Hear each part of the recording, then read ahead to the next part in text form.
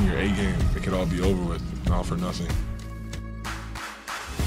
And then there were four. The Knicks, the Pacers, the Timberwolves, the Thunder. They've all punched their ticket to the conference finals, meaning we will see a new team crowned champion, the 8th different NBA champ in the last 8 years. But the wait's been so much longer for these four fan bases. Sure, the Pacers and the Wolves, they made the conference finals last season, but neither franchise has ever won a title. And then there's the Thunder. The record books, they may say they won a championship in 1978 as the Sonics, but that banner, along with many of those fans, they never actually made the move from Seattle. And then there is the Knicks. 25 years of demons. Looked like they were being exercised throughout the New York streets outside of Madison Square Garden after getting back to the conference finals. Just imagine what would happen if they could end their 52-year title drought with a big stage. You know, we had to bring in our big man, big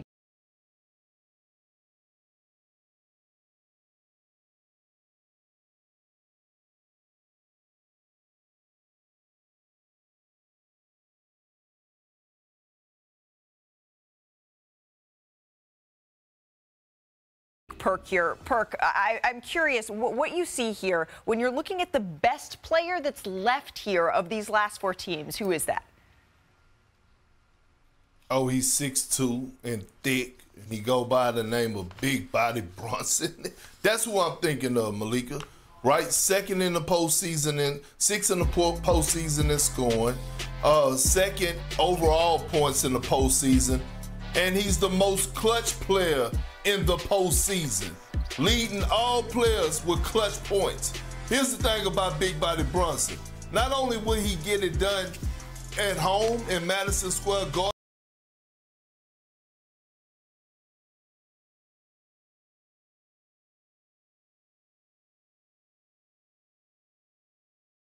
when it comes down to the fourth quarter, but damn it, he takes it on the road as well. And if I had to say anybody is the best player right now remaining in the postseason, it's Big Body Brunson, Mr. Jalen Brunson himself. And you know he's going to want to get that shot back at the Indiana Pacers here after he got hurt in that Game 7 of their series last season. So this is a little bit of revenge on his mind. Kendrick Perkins, thank you so very much. Well, Perk, his answer is Big Body Brunson being the best player still standing. There are plenty of other questions that remain. I'm sure my sis Shanae Agumake has lots as well. But if you had to pick just one, Shanae, what is the biggest remaining in this postseason? Of the final four teams remaining in contention, their success may not be predicated by their number one option. It actually might come down to who is the best number two. And we've seen some pretty solid performances, starting with the T-Wolves, Julius Randle, who averaged 25 points per game in the last series, bringing his best version of basketball. Don't sleep on Pascal Siakam, who's actually leading the Pacers in scoring this postseason. Karl Anthony Towns has to play huge. There's a number of guys, if you think about it from top to bottom, you know, you need these types of guys like J-Dub to perform. He responded from 6 points in Game 6 to 24 in Game 7. We saw that explosion of 17 points in the second quarter. The number twos might actually dictate who finishes number one. Yeah, absolutely. What other who steps up? That could change everything here in this season. It could elevate one team to the mountaintop. And I don't know about you, sis, but for many people, this is shaping up to be the Thunder's to lose here. Because take a look at this. When you look at the path, the Thunder, they entered as the favorites. But the next 5 teams on the board, they all got bounced in the first 2 rounds. So now Oklahoma City remains in the top seed, followed by the Knicks, the Wolves, and the Pacers. Let's bring in Brian Windhorst into this conversation here because, Brian, there's been so many storylines when you look at these playoffs. What's the one you're going to be following the most now with Oklahoma City still sitting on top in terms of odds? I think all 4 of them could win it. I know that the Thunder have been the favorites for a while, and I think their fastball is the best fastball, but they have proven vulnerable at times. And if you go and take a look at the Wolves and the Pacers, you could argue that those have been the best teams in the league for the last 2 months. If you look at how strong they finished and how well they've handled their business in the first 2 rounds, certainly they have shown the profile of a champion. And the New York Knicks, the level that they played to eliminate the Celtics in Game 6 at Madison Square Garden, if that's indeed who they are, if that's their ceiling, there's 8 wins left for them to get. That is the type of explosion that we have seen in the past when we see teams play their best basketball at this time of year. We saw it a year ago with the Dallas Mavericks. they reach their top level at this point in the season, maybe that's what the Knicks are doing. I got all 4 of these teams with a real shot to take home this title. It feels like we are seeing now the NBA that Adam Silver envisioned when he said, all right, let's make sure that we flatten, we put a second apron in place, and we make sure that everyone has an equal shot. And what I love is these 4 stars, one of them is going to win their first ring. But before we go any further, we got to put a cap on the weekend here, Brian. After all, we had the best words in sports. We had a Game 7 yesterday. So let's get to it. The biggest storyline going into this game was the health of Aaron Gordon. Our Shams reported that he had a grade 2 hamstring strain, and yet he still gave it a go. And the Denver Nuggets gave it their best punch out the gate. Here's David Adelman on AG. Aaron Gordon is incredible. What he played with today, I don't know many people that would even attempt to go out there and run up and down, and he did it in a Game 7 against Oklahoma City on the road. That was one of the most incredible things I've ever seen. Gordon had 8 points, 11 rebounds in the game, but the other incredible part of this one was the Thunder defense. Perk, you were watching this matchup on Jokic. You damn right I was, and Alex Caruso championship experience kicked in. He was the MVP of that game.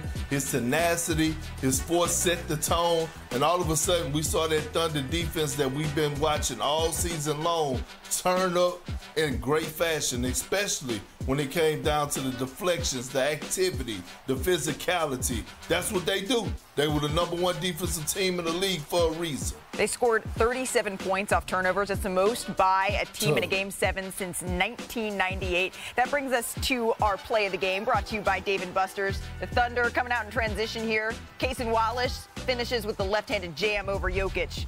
Big play there, and the Thunder bench loving it. In the 4th, finishing touches here for Oklahoma City. SGA gets inside. Nice little finish there. SGA, he finished with 35 points. The Thunder stormed their way into the Western Finals. Here's SGA. We can win no matter the environment, no matter the type of game. It could be ugly, it could be pretty, it could be high scoring, it could be low scoring. It could be a lot of free throws, it could be no free throws. Like, no matter what it is, we can find a way to win. And I think that's very important this time of year. We play a really good team in the Timberwolves, and we got to try to beat them 4 times before they beat us 4 times. And that's all I'm worried about, all our team is worried about. Like Dub just said, just trying to be where our feet are in the moment and see what's in front of us and try to attack it and come out on the right end of it. I think that's why we've gotten this far in the season, and we're going to continue to do so. So, Brian, I thought Bob Myers put this really well before this game. He said the Thunder have a chance to show us they are who we think they are. They did just that in Game 7. Did they prove they are ready now for what is around the corner in the West Finals?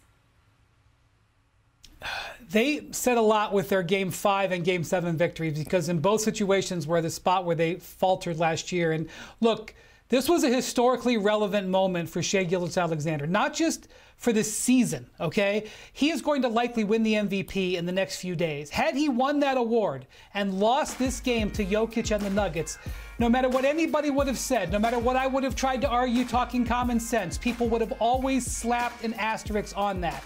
So knowing all of that, he came out and delivered a brilliant performance. 12 of 19, gave his team everything they needed. He would have been really taken down had he lost this game. So we owe it to him to appreciate and appraise how he delivered in this moment. And when he gets that MVP trophy, everybody will know that he won it on the court and in the ballot box. And absolutely. But I think that SGA even would say he wants to win MVP. But winning a championship, that would mean even so much more than that. On the other side of this, Brian, it was a gutsy effort from Denver across the board. I know we showed Aaron Gordon in the highlight, but it bears repeating. The sound when he said after the game what he was proudest of is playing without his brother, who he had lost, and being able to put on this type of effort. He was sensational this postseason. But after the game, Jamal Murray, Nikola Jokic, they were asked if they think that they can win with this group again. Take a listen to what they had to say. What is your confidence that this core group can still win another title? 100%. Just came up short tonight. I'll get back in the gym and get back to it for next year. Do you feel like this team could still win a championship as it's put together now? I mean, we didn't, so obviously we can't.